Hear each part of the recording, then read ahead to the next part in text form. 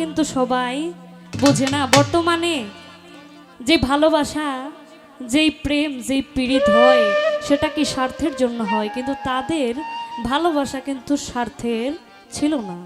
সেখান থেকে আমার এই গানটা শুনলে অনেকে বুঝতে পারবে এ ভালোবাসা কাকে বলে।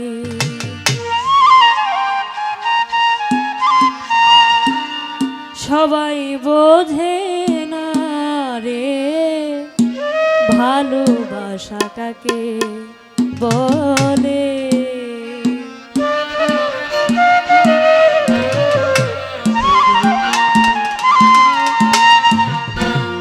ভালোবাসা কাকে বলে সবাই বোঝে না রে ভালোবাসা কাকে বলে সবাই বোঝে না রে ভালোবাসা কাকে বলে।